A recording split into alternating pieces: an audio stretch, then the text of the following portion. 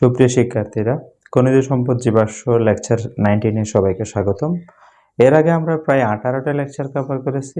আলহামদুলিল্লাহ, আজকে আমরা 19তম লেকচারে এসে ময়মনসিংহ বোর্ড 2025-এর একটা প্রবলেম সলভ করব। ঠিক আছে? সো এখানে আমরা এই প্রশ্নটা সলভ করার আগে একটা কথা বলি। এটা হচ্ছে যারা বোর্ড প্রশ্ন করে তাদের জন্য। বোর্ডে অবশ্যই এটা স্ট্যান্ডার্ড আপনারা বই দিয়েছেন, রাইট? তো এটার বাইরে আবার কোয়েশ্চেন করেন এইচএসসি লেভেল থেকে, এটা আমার মাথায় আসে না। এটা ওয়ান টাইপস অফ স্টুডেন্টদের জন্য প্রেশার। আপনারা যদি প্রশ্ন করতে ইচ্ছে হয় তাহলে এসএসসি লেভেলেরও কোয়েশ্চেন করা উচিত। এইচএসসি লেভেলের কোয়েশ্চেন করবেন আপনি, কিন্তু এইচএসসি লেভেলের পড়ালেখা নেই, তাহলে এই ধরনের কোয়েশ্চেন না করাই ভালো। যেমন এই কোয়েশ্চেনটা সলভ করতে গেলে অনেকে বলবা, স্যার এই বেসিক তো আমরা এসএসসি লেভেলে পড়িনি। এটা আসলে যারা মহান শিক্ষক মণ্ডলী আছেন, যারা প্রশ্ন করেন, তাদের কাছে আমার একটা অনুরোধ, সেটা হলো এই ধরনের প্রশ্ন করে স্টুডেন্টদেরকে হতাশ করবেন না। এটা উচিত না, কারণ আপনি সিলেবাস দিয়েছেন। একটা এইচএসসি লেভেলের স্টুডেন্টকে যদি আপনি অনার্স লেভেলের কোয়েশ্চেন করেন, সেটাতে যেমন সে আটকে যাবে। এসএসসি লেভেলের একটা স্টুডেন্টকে কোয়েশ্চেন এইচএসসি লেভেলের থেকে করে হতাশ করার কোনো অর্থ নেই। ঠিক আছে? এতে কোনো মহিমা প্রকাশ পায় না, বা একটা স্টুডেন্টকে হতাশ করে আপনারা কী পান সেটা আমার জানা নেই। ঠিক আছে? সো আশা করি এই মেসেজটা শুধু স্টুডেন্টদের জন্য না, যারা প্রশ্ন করে তাদের জন্য। ঠিক আছে? কারণ আপনাদেরকেও কিন্তু অনেক প্রশ্ন করা যাবে। যারা যারা প্রশ্ন করেন আপনারা নিজেরও দ্বিধায় পড়ে যাবেন, তখন দ্বিধাদ্বন্দ্বে পড়ে যাবেন। ঠিক আছে? এটা উচিত না।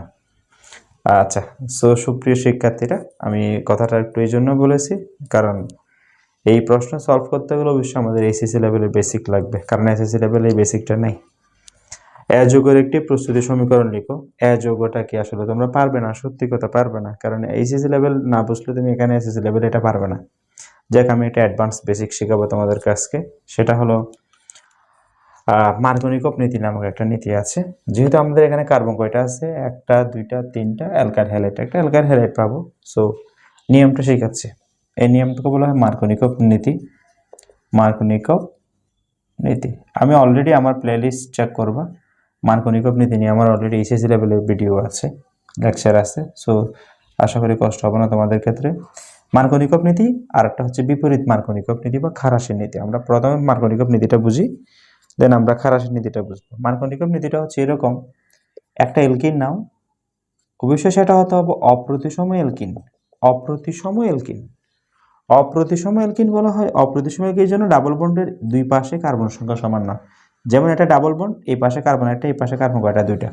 এটার সাথে অপ্রতিসম এলকিন। এটার সাথে আমরা অপ্রতিসম বিকারক যদি যোগ করি, যেমন HBr যোগ করলাম, HBr, অবশ্যই এটা 2 মোল, এটাও 2 মোল, 2 মোল লাগবে। তখন কি হবে একটু দেখো। আমরা প্রথমে H2O2 হাইড্রোজেন পারক্সাইডটা যোগ করব না। তখন কি হয়, এটার দুইটা রেজাল্ট পাওয়া যায়, এটার দুইটা প্রোডাক্ট পাওয়া যায়। দুইটা প্রোডাক্ট কী কী সেটা একটু দেখো। খুবই ইন্টারেস্টিং একটা ঘটনা ঘটে। তো এখানে এই জিনিসটা, এইটাকে আমরা ফান করে বলি ধনী আরও ধনী হয়। তেলে মাথায় তেল বলে, তেলে মাথায় তেল, তেলে মাথায় তেল বলা হয় এই জন্য। এই ডাবল বন্ডের শর্ত বুঝো। এটা অপ্রতিসম এলকিন, মানে ডাবল বন্ডের এক পাশে কার্বন সংখ্যা বেশি, যেমন এদিকে দুইটা, এদিকে কয়টা, একটা। এটা অপ্রতিসম এলকিন। আর এটা হচ্ছে অপ্রতিসম বিকারক। অপ্রতিসম বিকারক মানে হচ্ছে এদিকে একটা প্লাস অংশ থাকবে, একটা মাইনাস অংশ থাকবে। ডাইরেক্ট প্লাস মাইনাস বলা যায় না সমযোজকের ক্ষেত্রে, আংশিক ধনাত্মক আংশিক ঋণাত্মক। সো দেখো তাহলে বলা হচ্ছে তেলে মাথা তেল। তেলে মাথা তেল মানে হচ্ছে কি, যেখানে হাইড্রোজেন বেশি তার সাথে হাইড্রোজেন যুক্ত হচ্ছে, যেদিকে হাইড্রোজেন কম তার সাথে হাইড্রোজেন যুক্ত হচ্ছে। এই ঘটনাটা ঘটে 90% ক্ষেত্রে।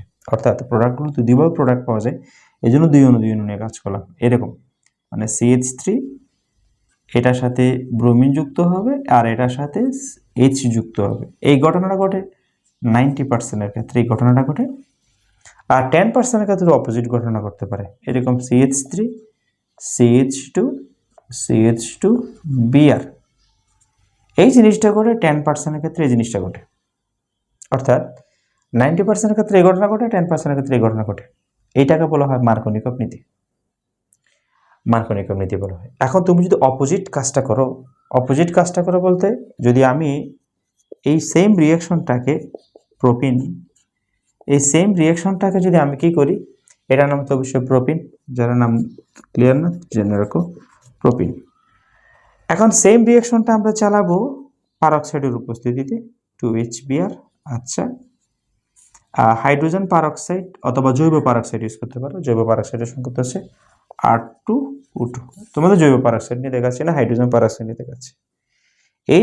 এটাকে বলা হয় পারঅক্সাইড ইফেক্ট বা এটাকে বলা হয় খারাসের নীতি।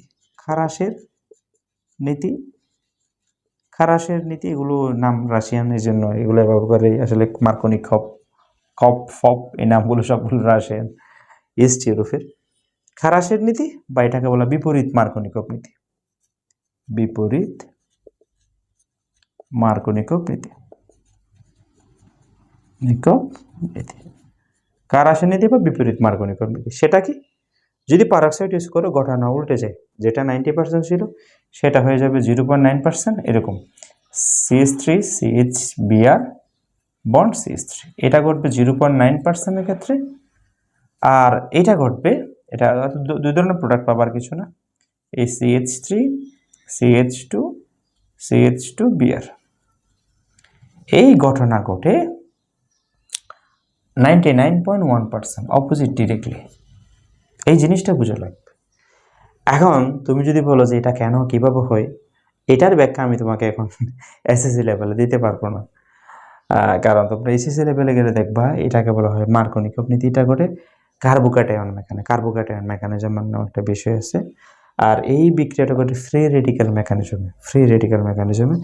সো আমি রিকোয়েস্ট করবো যারা এটা নিয়ে বেশি জানতে চাও, আমি কমেন্ট বক্সে এটা দিয়ে দিব, এই রিয়েকশনটার বিস্তারিত তোমরা একটু বড় হলে শিখবো আর কি। হ্যাঁ, তবে আমি আবারও বলছি, এই কোয়েশনটা সলভ করার ক্ষেত্রে আমি টিচারদেরকে বলবো প্লিজ আপনারা এমন কোনো কোয়েশন করবেন না যেটা আউট অফ সিলেবাস, কারণ আপনারা একটা সিলেবাস দিয়েছেন, এটা লোকে প্রশ্ন করা উচিত। স্টুডেন্টের সাথে শুধু তামাশা করার অর্থ নাই।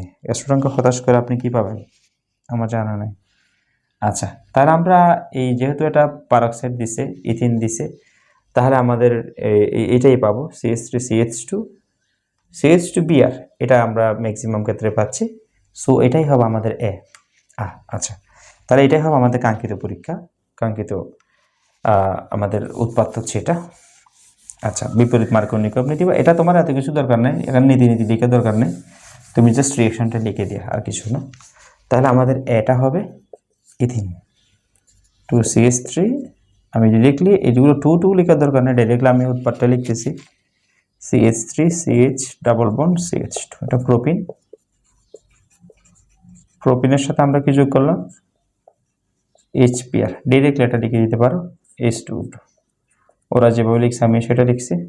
আমাদের মূল উৎপাদ হচ্ছে এটা CH3 CH2 CH2Br।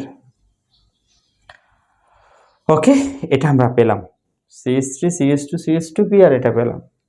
এর যোগের একটা প্রস্তুতি সমীকরণ লিখো। তাহলে এটা কি আমাদের প্রোপিন? আচ্ছা, দেখো কি কাহিনী করছে বাবারে বাবা, এটা প্রোপিন। আচ্ছা, এখন আমরা প্রোপিন কিভাবে পাবো, এলকিন কিভাবে পাবো? ওকে, আমরা এলকিন অ্যালকোহল থেকে পাবো। আমরা একটা রিয়েকশন দেখাচ্ছিলাম তোমাদেরকে, দেখো CH3 CH2, আমরা প্রিভিয়াস ক্লাসে দেখেছি অলরেডি সেটা। এটা যদি তুমি কি করো, H2SO4 যোগ করো আর 160 থেকে 170 ডিগ্রি সেলসিয়াস তাপমাত্রা, যদি এটা দুইটা স্টেপে ঘটে, আমরা একটা স্টেপে দেখাই দিই। এখান থেকে ওয়েস্ট চলে যাবে আর এখান থেকে ইস্ট চলে যাবে, রাইট? তখন আমরা কি পাই CH2 double bond CH2 plus H2, পানি বের করে ফেলে। এর খুব ভালো, H2SO4 পানি খাই, মদ খাই না, এটা মদ, ইথানল, ঠিক আছে। সো আমরা এটা দেখি, আমরা যদি প্রপানল নিই CH3 CH2 এটার নাম প্রপানল। আচ্ছা, প্রপানল নিয়ে সেম রিয়েকশনটা চালাবো। ওকে, H2SO4 যোগ করবো 160 থেকে 170 ডিগ্রি সেলসিয়াস তাপমাত্রা, তাহলে কি হবে, প্রোপিন উৎপন্ন হবে CH3 CH double bond CH2 plus H2। ওকে, এটা প্রোপিন, এটা যে প্রোপিন এর নাম বুঝে গেছি। তো প্রোপিন কিভাবে পাবো, প্রপানল থেকে প্রোপিন পাবো। ওকে, যুগের প্রস্তুতি সমীকরণ অপেক্ষা করা আছে। তাহলে এটা হচ্ছে প্রোপিন, এই প্রোপিনটা করতে, এটা হচ্ছে আমাদের কাঙ্ক্ষিত এটা হচ্ছে এটা কিভাবে পাবো, এটা আমরা অ্যালকোহল থেকে পাবো। সো আশা করি এই বিক্রিয়া নিয়ে কোনো প্রবলেম নেই তোমাদের, এটা আমরা অলরেডি দেখেছি, ঠিক আছে। বি যৌগটি থেকে প্রোপাইন তৈরি করা সম্ভব কিনা বিশ্লেষণ করো। অবশ্যই বিটা আমাদের কাছে দেওয়া আছে, একটা অ্যালকোহল থেকে একটা অ্যালকোহল থেকে আমরা কিভাবে প্রোপেন পাবো, অ্যালকোহল থেকে আমরা কিভাবে অ্যালকেন পাবো। ওকে, এটা হচ্ছে কি আমাদের বিউটানল, রাইট? 1 2 3 4 বিউটানল থেকে আমরা প্রোপেন কিভাবে পাবো। ওকে, সো এটার জন্য আমাদের অবশ্যই একটা কনভার্সন সিরিজ তোমাদেরকে যেটা শিখেছি, অ্যালকোহল থেকে এলডিহাইড, এলডিহাইড থেকে জৈব অ্যাসিড, জৈব অ্যাসিডের সোডিয়াম লবণ, ডিকার্বক্সিলেশন থেকে আমরা অ্যালকেন পাবো, রাইট? ওই কাজটা করবো আমরা। ঘ নাম্বার বি যৌগটি থেকে প্রোপেন তৈরি করা সম্ভব কিনা বিশ্লেষণ করো। তাহলে বি যৌগটাকে, বি যৌগটা হচ্ছে আমাদের butanol, right? CH3 CH2 CH2 CH2 which B, এটা হচ্ছে বি, বিউটানল, বিউটানল। আচ্ছা, এর সাথে আমরা জাইমন অক্সিজেন যোগ করবো, রাইট? জাইমন অক্সিজেন বলতে আমরা কি পাবো, K2Cr2O7 প্লাস ঘাডো H2SO4। তাহলে আমরা কি পাবো, অ্যালডিহাইড পাবো, রাইট? এরকম CH3 CH2 CH2 CH2, এটা বিউটানেল পাবো, বিউটানেল। এই বিউটানেলকে আমরা আবার যখন জারিত করব CH3 CH2 CH2 এর সাথে আমরা যখন আবার জাইমন অক্সিজেনের কাজ করব, সেম বিষয়টা ওইটা। তাহলে আমরা বিউটানিক অ্যাসিড পাবো CH3 CH2 CH2 CWH, এটার নাম হচ্ছে বিউটানোইক অ্যাসিড, বিউটানিক অ্যাসিড পাবো। এই বিউটানিক অ্যাসিডের সোডিয়াম লবণ নিব CH3 CH2, আমি লিখে ফেলি একটু, CH2 CH2 CWH, বিউটানিক অ্যাসিড, এটার সোডিয়াম লবণ নিব NaOH, CH3 CH2 CH2 CWNa plus H2। ওকে, তাহলে আমরা বিউটানিক অ্যাসিডের সোডিয়াম লবণ পেয়ে গেছি। ওকে, এটার এখন ডিকার্বক্সিলেশন বিক্রিয়া ঘটাবো আমরা, সেটা হচ্ছে CH3 CH2 CH2 CWNa, এটার সাথে আমরা NaOH Cu, এই যে সোডা লাইম, এটাকে বলা সোডা, এটাকে বলা হয় লাইম। ওকে, তাহলে আমরা বিক্রিয়া হলে এই অ্যালকাইল অংশের সাথে কি যুক্ত হবে, হাইড্রোজেন অংশটা কি হবে, যুক্ত হবে। তাহলে আলটিমেটলি আমরা কি পাবো, প্রোপেন পাবো, CH3 CH2 CH3, ওকে, প্লাস আমরা Na2CO3 CO। তাহলে আমরা কি পেয়ে গেছি, আমরা প্রোপেন পেয়ে গেছি। এটা হচ্ছে আমাদের প্রোপেন, এটা হচ্ছে আমাদের প্রোপেন। তাহলে আমরা প্রোপেন পেয়ে গেছি, এই হচ্ছে বিষয়। তাহলে আমরা বি যৌগ থেকে, অর্থাৎ অ্যালকোহল থেকে আমরা অ্যালডিহাইডে যাবো, অ্যালডিহাইড থেকে জৈব অ্যাসিডে যাবো, জৈব অ্যাসিড থেকে জৈব অ্যাসিডের সোডিয়াম লবণে যাবো, NaOH যোগ করলে এই জৈব অ্যাসিডের সোডিয়াম লবণকে আমরা যখন সোডিয়ামের সাথে উত্তপ্ত করবো কি পাবো, অ্যালকেন পাবো। তো এটা হলো আমাদের কাঙ্ক্ষিত বিষয়। এই জন্য আমরা এটাকে বলে ডিকার্বক্সিলেশন বিক্রিয়া, রাইট? কার্বন সংখ্যা হ্রাস পায়। সো আমি আবারও বলছি, তোমাদের ঘ নাম্বারটা বোঝা যত সহজ, গ নাম্বারটা অনেকের জন্য একটু পেইন লাগতে পারে। এই জন্য আমরা মার্কোনিকভ নীতি, বিপরীত মার্কোনিকভ নীতি, এই কনসেপ্টটা ডিসকাস করেছি। আমি আবারও বলছি, এখানে ধৈর্য লাগবে। যেমন এই কোয়েশ্চেনটা তোমাদের সলভ করতে গেলে আউট অফ বক্স একটা জিনিস জানা লাগছে, ঠিক আছে? সো আমি আবারও রিকোয়েস্ট করছি, যারা প্রশ্ন করেন প্লিজ আপনারা সিলেবাসের বাইরে যাওয়ার ট্রাই করবেন না, কারণ এতে স্টুডেন্টরা হতাশ হয়ে যায়। আর এটা এইচএসসি লেভেলের পড়া, এসএসসি লেভেলের বইয়ে আপনার বইয়ে লেখা নাই, আপনি কেন এই ধরনের প্রশ্ন করবেন, এটা আমার মাথায় আসে না। ঠিক আছে, ধন্যবাদ সবাইকে, আসসালামু আলাইকুম।